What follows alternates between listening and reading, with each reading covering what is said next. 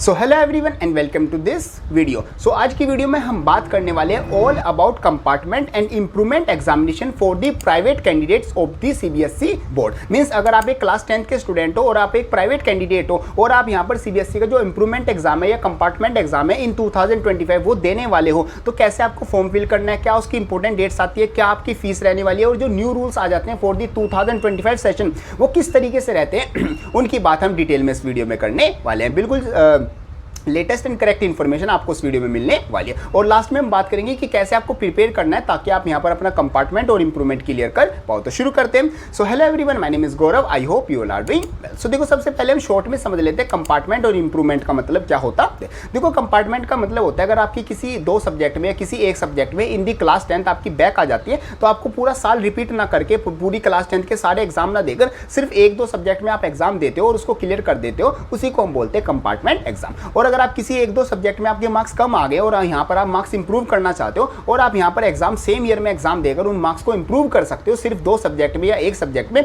उसको बेसिकली बोला जाता है आपका इंप्रूवमेंट एग्जामिनेशन। तो ये सिंपल सा आपका मतलब आता है। अब हम बात करते हैं एक प्राइवेट कैंडिडेट की एलिजिबिलिटी क्राइटेरिया क्या है अगर आप 2025 में एग्जाम देना चाहते हो। तो अगर आप यहाँ पर कंपार्टमेंट या फिर इंप्रूवमेंट का एग्जाम देना चाहते हो तो कंपार्टमेंट के लिए सिंपल आपको यहाँ पर बेसिकली 3 चांस दिए जाते हैं। तो सबसे पहला आपका जो चांस होता है, जैसे आपने 2024 में बोर्ड एग्जाम दिया होगा तो सबसे पहला आपका जो चांस था वो जुलाई के 2024 में था। फिर आपका जो सेकंड चांस आता है वो आपका जो फरवरी में 2025 में आपके जो बोर्ड एग्जाम हुए उसमें आपका कंपार्टमेंट का एग्जाम दोबारा से हुआ। अगर आप उसमें भी फेल हो गए तो आपके पास थर्ड चांस आता है जो कि आप जुलाई 2025 में जो आपका एग्जाम कराया जाएगा उसमें आप यहाँ पर एग्जाम दे सकते हो। बेसिकली मैक्सिमम आपके पास 3 चांस आते हैं। 3 चांस में आप यहाँ पर अपना कंपार्टमेंट का जो एग्जाम है फॉर दी क्लास 10th वो क्लियर कर सकते हैं और मैक्सिमम आप यहाँ पर 2 सब्जेक्ट में कंपार्टमेंट दे सकते हो। अगर आपके पास टोटल 5 सब्जेक्ट्स हैं तो मैक्सिमम 2 सब्जेक्ट्स में आप कंपार्टमेंट दे सकते हो और अगर आपके पास टोटल 6 सब्जेक्ट्स है और आपके पास किसी 2 सब्जेक्ट में कंपार्टमेंट है तो एक आप यहाँ पर जो एडिशनल सब्जेक्ट है उसमें ऐड ऑन करके उसको इंप्रूवमेंट में क्लियर कर सकते हो और आप यहाँ पर सिंपल एक सब्जेक्ट में देकर उसको क्या कर सकते हो, ओवरऑल पास हो सकते हो।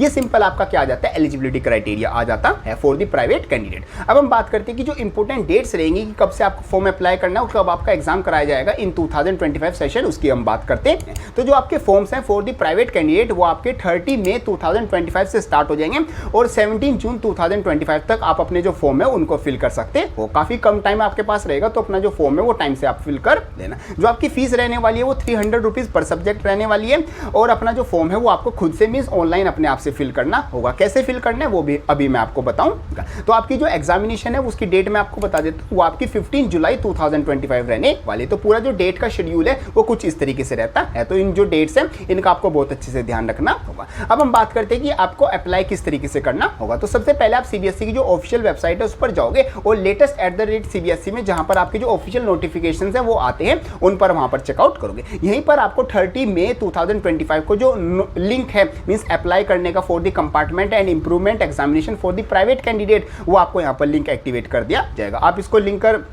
लिंक पर क्लिक करके अपना जो फॉर्म है वो फिल कर लोगे। आपका जो क्लास 10th का रोल नंबर है, आपका जो एडमिट कार्ड है और साथ साथ आपका जो मतलब कि डिटेल्स हैं कि किस एग्जामिनेशन आपकी सिटी क्या रहनी चाहिए वो आप फिल करोगे और आपको मतलब कि जो आपका एड्रेस है वो आप फिल करोगे और अपनी जो फी पेमेंट है वो करने के बाद अपना जो फॉर्म है वो फाइनल सबमिट कर दोगे। इस तरीके से आपका पूरा शेड्यूल आ जाता है for the class 10th compartment and improvement examination for the private candidate. और जो आपका सिलेबस आ जाता है वो बिल्कुल एज इट इज आ जाता है जो भी आपके एनसीईआरटी का लेटेस्ट सिलेबस आता है। यहाँ पर आपको मैं कुछ टिप्स देना चाहूंगा कि यहाँ पर आप किस तरीके से आप प्रिपरेशन करें। तो कोई भी नई बुक या फिर नए नोट्स मत छुओ, जो आपने पुराना पढ़ा है उसको ही अच्छे से यहाँ पर रिवाइज करते रहो। जो प्रीवियस ईयर क्वेश्चन है और साथ साथ सैंपल पेपर्स है और जो एनसीईआरटी है, इन 3 चीजों का बहुत ज्यादा ध्यान रखो। इनको ही मैक्सिमम टाइम में आप रिपीट करते रहो, आपका जो एग्जाम है वो ऑटोमेटिकली बहुत अच्छा यहाँ पर हो जाएगा। तो इस तरीके से पूरा शेड्यूल आ जाता है और इस तरीके से आपको अप्लाई करना। वैसे जैसे ही यहाँ पर फॉर्म्स आउट हो जाएंगे और कैसे फिल करना है लाइव वो भी मैं आपको यहाँ पर करके दिखाऊंगा। तो सब कुछ आपका ये इस तरीके से रहता है। होप करता हूँ सारी चीजें आपकी अच्छे से समझ में आ गई होगी।